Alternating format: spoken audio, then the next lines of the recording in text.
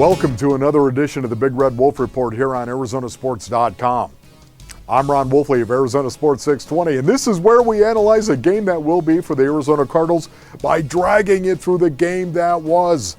The Cardinals lost a big game last week in Philadelphia. Not only did it drop the Cards' record to 7-5, but it placed their playoff hopes in serious jeopardy. Although the Eagles could still win the weak NFC East, they also are in the hunt for a wild card. Losing to the Eagles gave them the tiebreaker over Arizona with 4 games to go. And both teams are chasing the red-hot Carolina Panthers and San Francisco 49ers for postseason play. It doesn't look good for Big Red, and there are some that believe they need to win out in order to get in. Whether that's the case or not remains to be seen. But none of that will matter if they can't beat the St. Louis Rams at home on Sunday. Which brings us to point number 1. The Cardinals cannot turn the ball over like they did in Philly.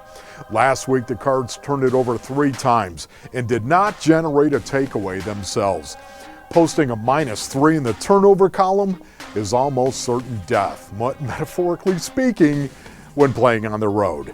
Palmer threw 2 more picks, giving him 17 on the season.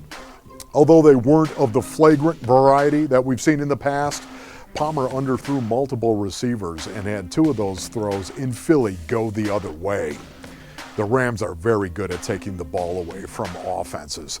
With 23 takeaways on the season, there are only 6 teams in the NFL that take the ball away more from their opponent than the St. Louis Rams.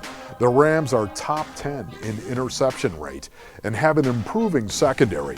Cortland Finnegan and Janoris Jenkins are excellent corners, and some of the best tandems in the league aren't as good as Janoris Jenkins and Cortland Finnegan. In safety, Rodney McLeod is a ball hawk with 2 picks, a forced fumble, and 2 fumbles recovered.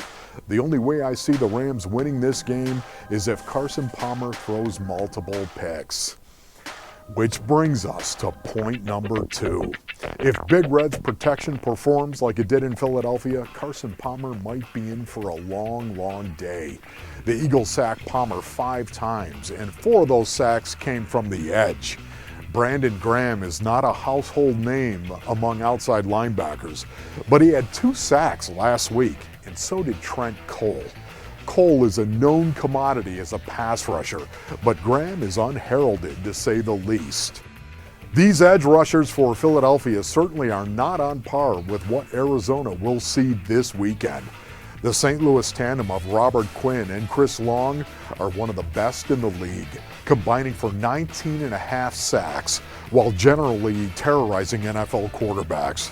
Knowing how Palmer has reacted to pressure and how moving him off his spot in the pocket has translated into picks, protecting him could be the difference in winning or losing this game. That simple.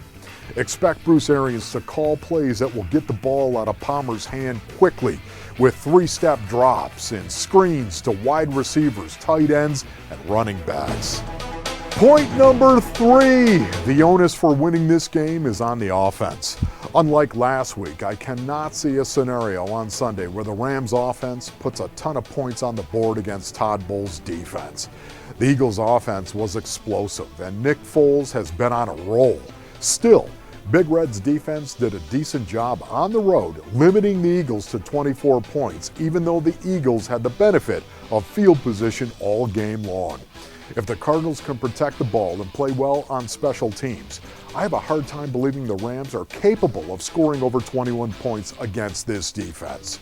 So, by hook or crook, the Cards' offense has got to score 22 points or more. Good thing they average 22.9.